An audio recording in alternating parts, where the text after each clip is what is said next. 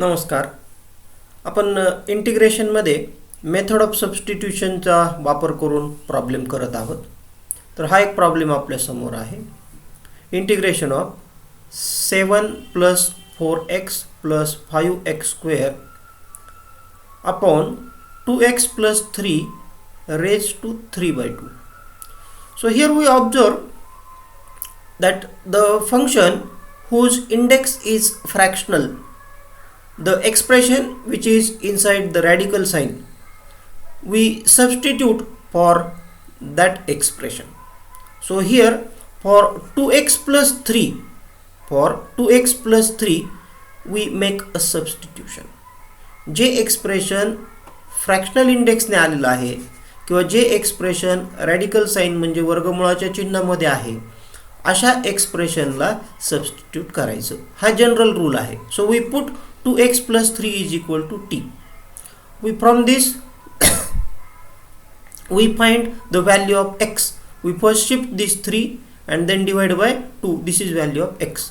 We have to substitute this value of 2x + 3 here. In denominator it will become t raised to 3/2. In numerator we have to substitute this value of xt minus 3/2 here in place of x², in place of x also, and simplify the numerator. And for this dx, what to write in place of dx? For that we differentiate this. So we differentiate this x is equal to t minus 3/2 with respect to x, and we get dx is equal to half dt. So in place of dx we write half dt. So with these three changes the new integral will become, हे जे integration आहे हा इंटिग्रेशनचा sum जो आहे that in the language of t will become like this. याचं आपण simplification करणार. आता हा कॅल्क्युलेशनचा जो पार्ट आहे तो तुम्ही करू शकता. ह्याच्यातल्या मेन ट्रिक्स ज्या आहेत त्या फक्त मी सांगणार आहे. तर हा उरलेला जो कॅल्क्युलेशनचा भाग आहे तो मी तुमच्यावर सोपवणार आहे की ह्याचं सिम्प्लिफिकेशन करा, ह्याला t raised to 3/2 ने डिवाइड करा आणि त्यानंतर हे टी मधलं पूर्ण एक्सप्रेशन तयार होतं. आणि हे टी मधलं पूर्ण एक्सप्रेशन तयार झाल्यानंतर ह्या स्टेपपाशी आलेलो आहे मी. हे सगळं सिम्प्लिफिकेशनचा पार्ट तुम्ही स्वतः करून बघायचा. आणि मग ह्या t raised to 1/2चं इंटिग्रल घ्यायला लागेल, t raised to -1/2चं इंटिग्रल घ्यायचं, t raised to -3/2चं इंटिग्रेशन घ्यायचं. हे इंटिग्रेशन घेतल्यानंतर तुम्हाला टीच्या जागी परत रिसबस्टिट्यूशन करायला लागेल. तर अशा पद्धतीने आपण हे उत्तर मिळवू शकतो. इथं इंडेक्स जे आहेत हे इंडेक्स नीट उमटलेले नाही आहेत ह्याच्यामध्ये. 2x + 3चे इंडेक्स जे आहेत ते लास्ट स्टेपमध्ये. Okay, now after this algebraic problem let us move to one trigonometric sum. In this trigonometric sum we observe that we have sin x, cos x. So obviously we must do substitution for sin x or cos x, but I don't find any sin expression, sin x in the numerator. हे dx बरोबर जाण्यासाठी sin x हे expression दिसत नाही आहे. त्यामुळे sin x च्या सबस्टिट्यूशनने किंवा cos x च्या सबस्टिट्यूशनने प्रॉब्लेम सहज होईल असं मला वाटत नाही. मग मी काय करतो, ह्याच्यामधून cos x कॉमन घेतो. cos x तर इझिली कॉमन घेऊ शकतो मी. So let me take cos x common, but if I take cos x common here I will get sin x plus cos x, that is of no use. So let us take cos² x common. But yes, from here we can take cos² x common. Here we have cos² x, but here we don't have cos² x, we have only one cos x. So in that case we will divide by cos x, multiply by cos x, and then take cos² x common. So this sin x upon cos x, that will become tan x plus 2. Okay, now what to do with this? This 1 upon cos² x is sec² x, and sec² x is derivative of tan x. This 1 upon cos² x is sec² x, or you divide numerator and denominator by cos² x. So numerator is converted into sec² x. So I have simplified this expression, simplified this given problem, so that I observe that derivative of the denominator is present in the numerator. Derivative of the denominator is present in the numerator. So when such is the situation, such is the case, answer is log of denominator. Okay, is it clear? समजलं? आता आपण पुढच्या problem कडे वळूया. तर आता याच्यामध्ये न्यूमरेटरचा derivative denominator मध्ये तुम्हाला सहजपणे दिसत नाहीये, कारण त्याचे कोएफिशियंट जे आहेत ते कोएफिशियंट वेगवेगळे आहेत. So better to express this difference into product. हा डिफरन्स जो आहे त्याला प्रॉडक्टमध्ये एक्सप्रेस करा. सम जे आहे त्या समला सुद्धा प्रॉडक्टमध्ये एक्सप्रेस करा. हे सम आणि डिफरन्स प्रॉडक्टमध्ये एक्सप्रेस केल्यानंतर येणारे जे फॅक्टर्स आहेत त्याच्यातून काही ना काही फॅक्टर नक्की कॅन्सल होणार आहेत, नक्की कॅन्सल होणार आहेत. इंटिग्रेशनच्या प्रॉब्लेमला काय केल्याने सिम्प्लिफाय होईल हे अगोदर आपल्याला प्रेडिक्ट करता येत नाही, परंतु प्रयत्न केल्यानंतर आपण ट्राय केल्यानंतर होऊ शकतं की बुवा असं केल्याने ह्याच्यामध्ये काही मिळतंय का. नाही, तसं नाही तर दुसरी मेथड. तर मी पहिल्यांदा ट्राय करतो की ह्या डिफरन्सला आणि ह्या समला प्रॉडक्टमध्ये एक्सप्रेस करतो. मग मला फॉर्म्युला माहिती आहे, cos C minus cos D is minus 2 times sine C plus D by 2 into sine C minus D by 2. and sin c plus sin d is 2 times sin c plus d by 2 into cos c minus d by 2. मला थोडं simplify केल्यानंतर आपल्या लक्षात येतं की हे 2 2 cancel होतील. हा सेम अँगलचा साइन रेशो आहे तो कॅन्सल होईल. बरंच वजन कमी झालं ना आपलं. म्हणजे हा minus sine minus x by 2 upon cos of minus x by 2, म्हणजे याला आपण टॅनमध्ये लिहू शकतो. आणि टॅनमध्ये न लिहिताही तुम्ही असं पाहू शकता की डिनॉमिनेटरचा डेरिव्हेटिव्ह न्यूमरेटरमध्ये आहे का. असेल तर लॉग ऑफ डिनॉमिनेटर ह्या पद्धतीने तुम्ही लिहू शकता. मायनस साइन ॲडजस्ट करावं लागेल, किंवा रेडीमेड फॉर्म्युला जर वापरला याला टॅनमध्ये कन्वर्ट करून टॅन एक्सचं इंटिग्रल, टॅन एक्सचं integral sec x log of sec x असं असतं. टॅन एक्सचं डेरिव्हेटिव्ह सेक स्क्वेअर एक्स आहे, पण टॅन एक्सचं इंटिग्रेशन जे आहे ते लॉग ऑफ सेक एक्स असतं. मग this is integration of tan of ax plus b. ax plus b, it is not only x, it is x by 2. I will read it as ax plus b. तो mini chain rule इथं वापरावा लागतोय, mini chain rule. and because of that mini chain rule, when x is replaced by ax plus b, we have to divide answer by a. So a is half here, coefficient of x half. So we divide this answer log of sec x by 2 by half. So this 2 will come in the numerator finally in final answer. So this is the integral. So which technique I use here? Express this difference sum into product. That reduces number of terms. The expression simplify होते. हा जो type आहे ज्याच्यामध्ये numerator मध्ये एक sign किंवा cosine ratio असतो, denominator मध्ये साइन किंवा कोसाइन रेशो असतो, आणि अँगल मात्र वेगळे असतात. इथे x असेल तर इथे x मायनस ए असेल, इथे x मायनस ए असेल तर इकडे x असेल, किंवा वरती x मायनस ए असेल खाली x मायनस बी असेल. दोन्ही साइन रेशो असतील, दोन्ही कोसाइन रेशो असू शकतात, एक साइन एक कोसाइन. अशी व्हरायटी याच्यामध्ये साधारणपणे 7-8 एक्झाम्पल आहेत. आणि या 7-8 एक्झाम्पल हे पेपर सेटर जे असतात त्यांचे फेवरेट एक्झाम्पल्स आहेत. त्यांचे फेवरेट असल्यामुळं हे पेपरमध्ये आपल्याला वारंवार पाहायला मिळतात. म्हणजे मी इथून मागचे जे पेपर आहेत त्यांच्याबद्दल बोलतोय. पुढच्या पेपरबद्दल आपल्याला माहीत नाही, परीक्षा कधी होईल, पेपर कधी तयार होईल, कोण पेपर तयार करेल. तर पुढच्या पेपरबद्दल, तुमच्या परीक्षेबद्दल नाही बोलत मी. याच्या अगोदरचे जे पेपर होते त्या पेपरमध्ये पेपर सेटरला हे प्रॉब्लेम खूप वेळा आवडलेले आहेत. यानंतर आवडतील का नाही माहीत नाही, कदाचित आता दुसरे प्रॉब्लेम आवडतील त्यांना. चला आपण हा प्रॉब्लेम कसा करायचा ते पाहूया. तर याच्यामध्ये एक बेसिक हिंट मी तुम्हाला देतो, आणि ती बेसिक हिंट अशी आहे, adjust the angle in the denominator in numerator. That means you should make change in the numerator.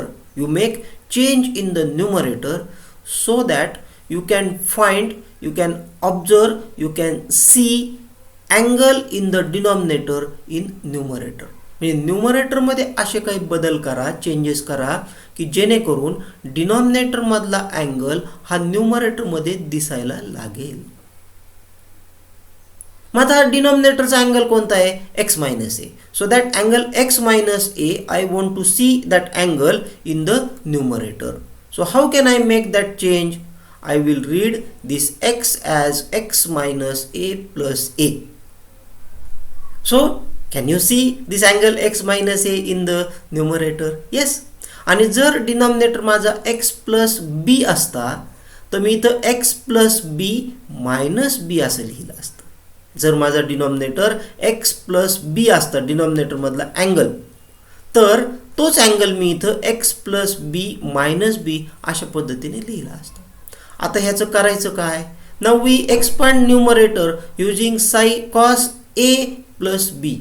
You consider this x minus a as first angle, a as the second angle, and expand numerator using cos a plus b, cos alpha plus beta.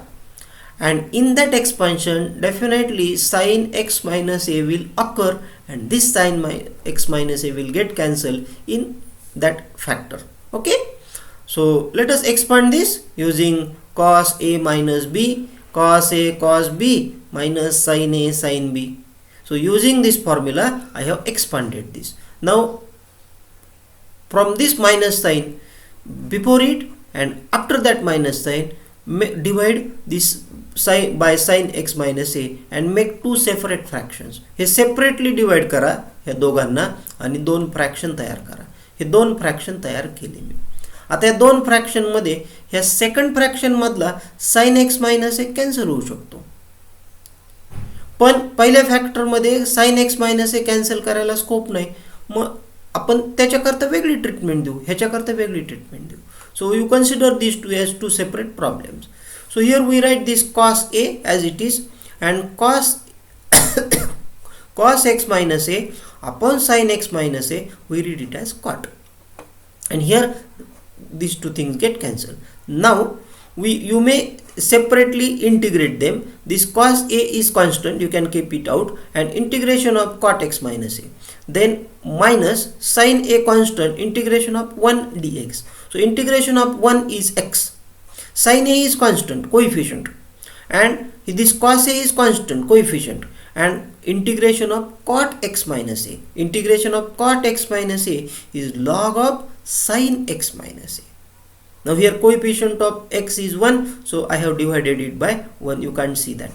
This is the final answer. So this is one particular type, and this type is favorite for examiners, and the simple common technique is you adjust angle which you find in denominator in numerator. म्हणजे numerator मध्ये तुम्हाला change करायचा, denominator मध्ये कधीही काहीही change करायचा नाही. You don't have to make any change in the denominator. You have to always make change in the numerator only. Let us move to next question. Now here is the question: sin x minus a upon cos x plus b. Don't make any change in the denominator. Make change in the numerator only, and change is adjust that angle x plus b in the numerator. So what we do?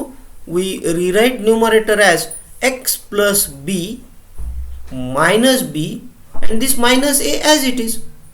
So we have adjusted angle which we observe in denominator in the numerator. जो angle आपल्याला denominator मध्ये दिसतोय तोच angle आपण numerator मध्ये adjust केलेला आहे.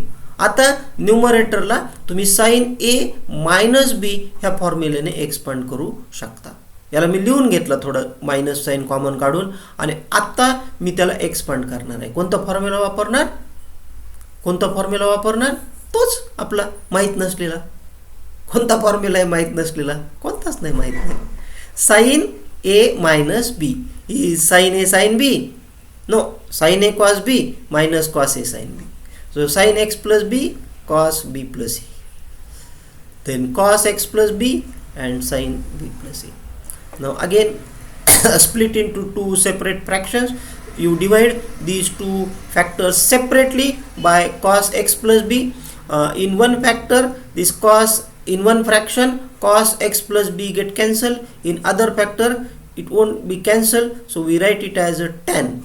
Then take constant outside the integral and integrate them. You will get the answer. Integration of tan x is log of sec x. So finally, for these types of problem will end with cot or tan. in one of the fractions you will get cot of some angle or tan of some angle, and we know how to write integration of tan x, integration of cot x, and one constant term will be there. You take that out of integration sign, and integration of 1 is x. So answer is of particular type for this particular type of problems. Several problems are there, you practice all those sums. Okay. After this, let us move to next sum. So this is a problem in which we don't have scope for expressing some product into product. Already everything is given in the form of product. Everything is given in the form of product. So nice thing is this 6, 10 and 4, they have some relation. They have some relation. So just now I was telling you that if we can express angle in the denominator in numerator, that simplifies the sum. म्हणजे denominator मधला angle जर numerator मध्ये पाहता आला आपल्याला दिसला तर आपल्याला ते सिम्प्लिफिकेशन करणं खूप सोपं जातं. So can we adjust 10x and 4x in numerator?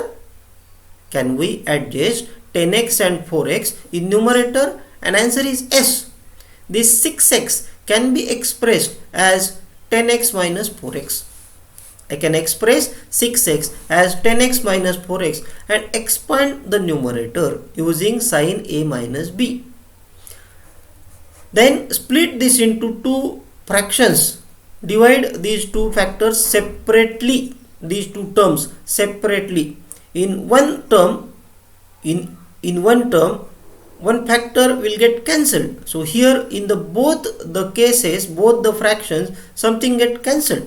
म्हणजे तुम्ही इथं पाहू शकता की हा tan 10x ह्या tan 10x बरोबर मी कॅन्सल करू शकतो. हा sin 4x या sin 4x बरोबर कॅन्सल करू शकतो. cos 10x upon sin 10x and here cos 4x upon sin 4x याचं सिम्प्लिफिकेशन करणार आणि त्याला याला कॉट मध्ये लिहिणार, यालाही कॉट मध्ये लिहिणार आणि मग आपल्याला कॉटचं इंटिग्रेशन माहिती असतं. कॉट एक्सचं इंटिग्रेशन असतं log of sin x. Here sum is cot of 4x. It is of the type f of ax plus b. So its integral, in its integral we have to divide by a. So that's why I have divided by 4. Okay.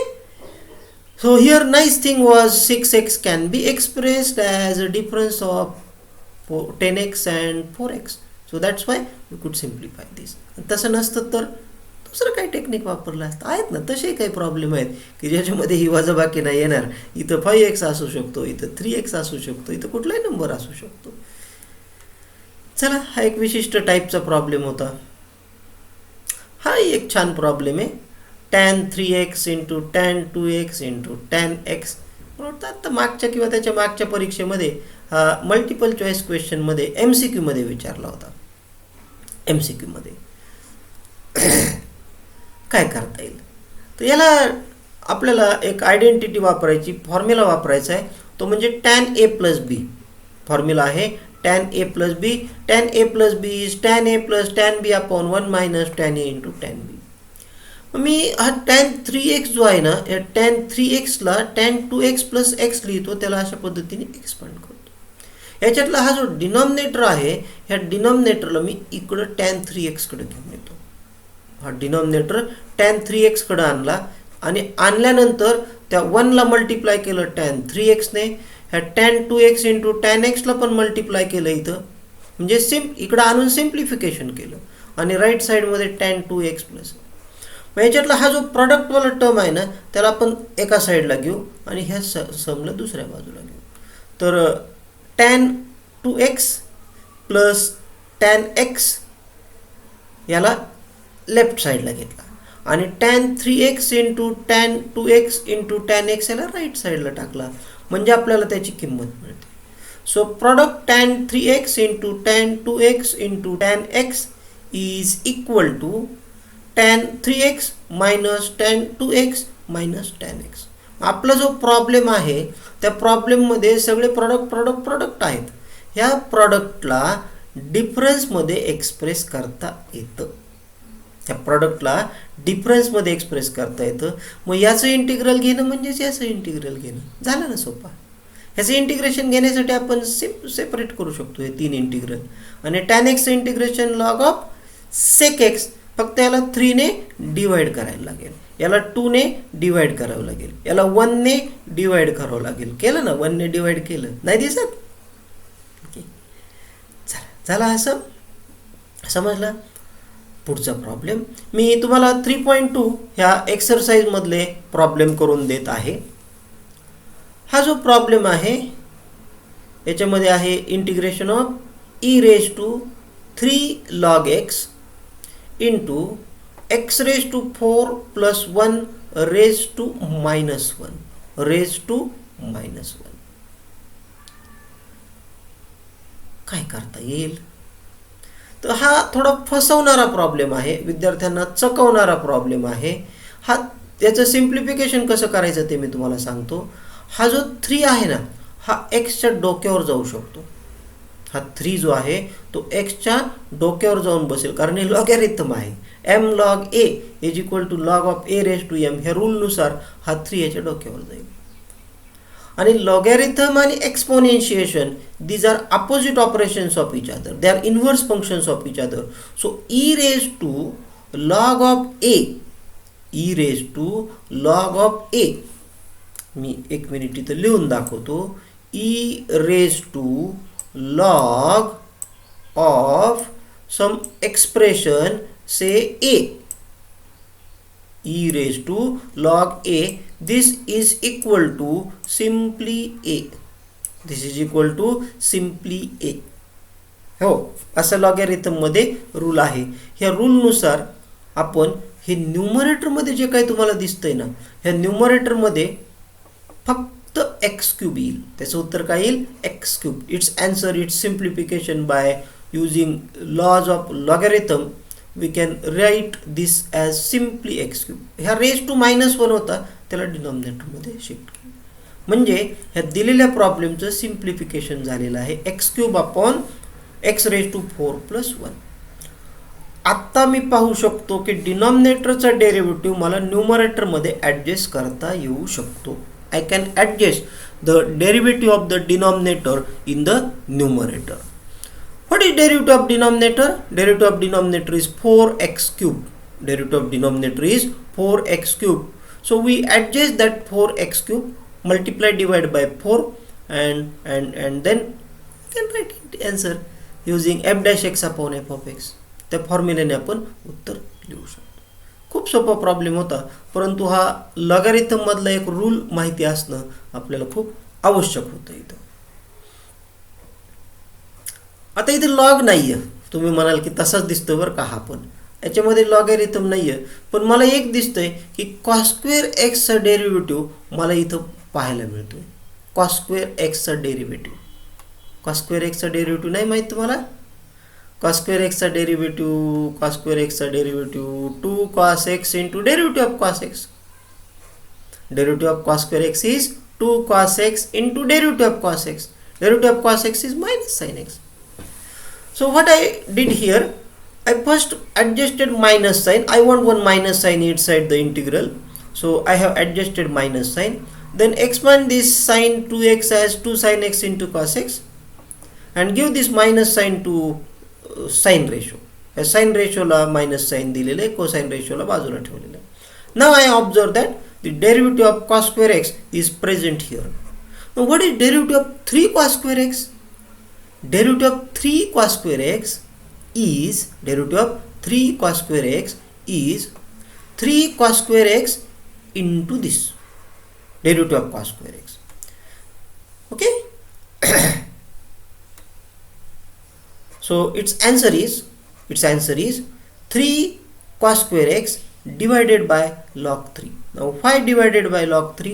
Integration of 3 raised to x, integration of 3 raised to x is 3 raised to x upon log 3. Okay, or if you want, you can solve this sum by doing actual substitution. So you may write here, put cos square x is equal to t. So this 2 cos x into minus sin x dx will become dt. So this problem will look as integration of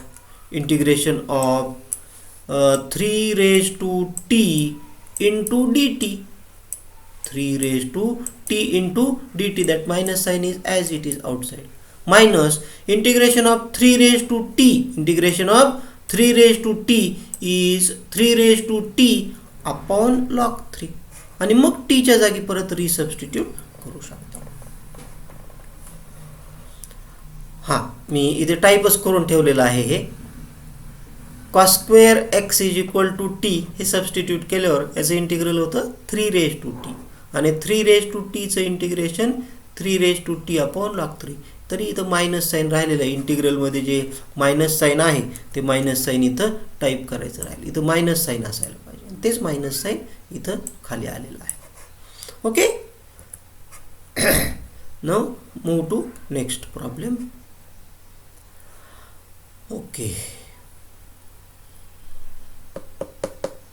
in this sum already you can see that what substitution we require here is shown here. So put 1 plus cos square x is equal to t. You can try with different substitutions. म्हणजे असंच नाही की हे substitution करायला पाहिजे किंवा हे substitution करायला पाहिजे, हे आम्हाला कसं कळणार. तर तुम्ही दुसऱ्या सबस्टिट्यूशनने सुरुवात करू शकता, काय होतंय ते पाहू शकता. मग आता ह्या सबस्टिट्यूशनने पुढे जायचं म्हटल्यानंतर डिनॉमिनेटरमध्ये ठीक आहे की मी 1 प्लस कॉस स्क्वेअर एक्सला टी लिहिणार, पण ह्या कॉस क्यूब एक्सचं काय करायचं, साईन एक्सचं काय करायचं, डी एक्सचं काय करायचं. मग याला डिफरन्शिएट करतो मी, याला डिफरन्शिएट करतो. याचं डेरिव्हेटिव्ह येईल 2 cos x into derivative of cos x dx is equal to derivative of t is 1, derivative of -1 is 0, so dt. Okay, so I want 2 cos x sin x dx. I will divide by minus sign and shift this 2 to right side. Why? Because I can't find 2 here. I don't have minus sign also. So I am shifting that minus sign and 2 to the right side. हा dt कडे पाठवून दिले त्यांना. मग आता मला cos x into sin x पाहायचं आहे. Can I see cos x into sin x? Yes. याच्यामध्ये sin x रेडी आहे. cos x मी याच्यातून काढून घेऊ शकतो. I can use 1 cos x. I have cos cube x means cos x into cos square x. So I will take out cos x and cos x from cos cube x and rewrite that problem. Rewrite that problem. कसं लिहिणार? हा 1 plus cos square x बद्दल t येणार, आणि याच्यामध्ये जो cos square x असेल, जो cos square x असेल तो cos square x म्हणजे t minus 1. ठीक आहे, इथे आहे ना cos स्क्वेअर एक्स, तर त्याच्याबद्दल t minus 1 आणि हा मायनस हाफ dt. तर इथं जे सम दिसतोय तोच प्रॉब्लेम, तेच एक्सप्रेशन मी t च्या लँग्वेजमध्ये इथं लिहून घेतलेलं आहे. याला थोडं सिम्प्लिफाय करा आणि इंटिग्रेट करा. तर हे सिम्प्लिफिकेशन आणि इंटिग्रेशनचा जो पार्ट आहे हा मी तुमच्यावर सोपवतो आहे, तुम्ही करू शकाल ते. आता यानंतर आपण पुढे जाणार आहोत integrals of some special types of functions. म्हणजे विशिष्ट प्रकारचे प्रॉब्लेम्स असतात. ह्या प्रकारचा प्रॉब्लेम आला की आपल्याला कोणतं टेक्निक वापरायचं, कोणती मेथड वापरायची ते मी तुम्हाला सांगणार आहे. फक्त इंट्रोडक्शन करून देतो आत्ता, कारण त्याच्यावरचे प्रॉब्लेम्स घेण्यासाठी मला वेळ लागणार आहे आणि आजच्या लेक्चरची वेळ संपत आलेली आहे. त्यामुळे मी हे इंटिग्रल्स ऑफ स्पेशल टाइप्स म्हणजे विशिष्ट प्रकारचे जे सम आहेत ते कोणते आहेत त्यांच्याबद्दल थोडी माहिती सांगतो. तर ज्यावेळेला तुम्हाला असं पाहायला मिळतं की साइन एक्स कॉस एक्स मधलं एक लिनियर एक्सप्रेशन न्यूमरेटरमध्ये आहे, साइन एक्स कॉस एक्स मधलंच लिनियर एक्सप्रेशन डिनॉमिनेटरमध्ये आहे, अशा प्रकारचा एक प्रॉब्लेम आपण पाहिला होता. पण 3 sin x plus 4 cos x upon 4 cos x minus 3 sin x.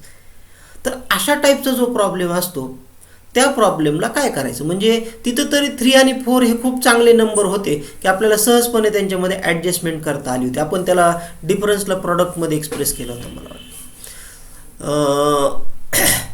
तर हा जो सम आहे ना, हा जो टाईप आहे, ह्या टाईपमध्ये आपल्याला ही सम प्रॉडक्टमध्ये एक्सप्रेस करता येत नाही. ह्या समला प्रॉडक्टमध्ये एक्सप्रेस करता येणार नाही. मग काय करायचं असतं, तर आपण हा न्यूमरेटर जो आहे ना, हा न्यूमरेटर डिनॉमिनेटर आणि डिनॉमिनेटरचा डेरिव्हेटिव्ह ह्यांच्या कॉम्बिनेशनने एक्सप्रेस करणार. For this type of sum we express numerator in the form of denominator and derivative of the denominator. म्हणजे डिनॉमिनेटर आणि डिनॉमिनेटरचा डेरिव्हेटिव्ह ह्यांच्या कॉम्बिनेशनने आपण न्यूमरेटर एक्सप्रेस करणार. हा न्यूमरेटर जो आहे, we write numerator as A, some constant A. I will tell you how to find that constant. We express numerator as constant a into derivative of the denominator plus constant b into derivative into denominator. तर ह्या पद्धतीने आपण express करणार आणि मग ती जी न्यूमरेटरची value असते ती इथं नेऊन मांडणार. हे एक्सप्रेशन कसं मिळवायचं ते मी तुम्हाला स्वतंत्ररित्या सांगतो. आणि मग ह्या इंटिग्रलच्या याच्यामध्ये अशी मांडणी केल्यानंतर ह्या डीने ह्या दोघांना तुम्ही सेपरेटली डिवाइड करू शकता. सेपरेटली डिवाइड करून इंटिग्रेशन घेऊ शकता. तर हे अशा पद्धतीने सिम्प्लिफाय करायचं आहे. परंतु हे कॅपिटल ए आणि कॅपिटल बी कसे काढायचे, हे कॉन्स्टंट कसे काढायचे, हे मी तुम्हाला पुढच्या लेक्चरमध्ये सांगणार आहे. आणि हा त्याचाच भाऊ आहे, ह्याच्यामध्ये सुद्धा तेच टेक्निक आपल्याला वापरायचं. हे स्मॉल ए बी जे दिसतात ते कॉन्स्टंट्स असतील आणि वेगवेगळ्या कॉन्स्टंट करता टेक्निक एकच असेल. हा ई रेज टू एक्सच असेल, इथं सुद्धा ई रेज टू एक्सच असेल. हे जर मायनस असेल तर मग हे टेक्निक लागू पडणार नाही. मग त्याच्याकरता थोडं वेगळं, प्रत्येक प्रॉब्लेम करता वेगळं टेक्निक असतं. पण एक काही विशिष्ट प्रकारचे सम आहेत त्यांच्याकरता आपण कॉमन टेक्निक मिळवणार. तर आजची लेक्चरची वेळ संपत असल्यामुळं मी इथं थांबतोय. पुढच्या लेक्चरमध्ये आपण हे स्पेशल टाईप्स ऑफ इंटिग्रल जे आहेत त्या स्पेशल टाईप ऑफ इंटिग्रलबद्दल बोलणार. तोपर्यंत नमस्कार.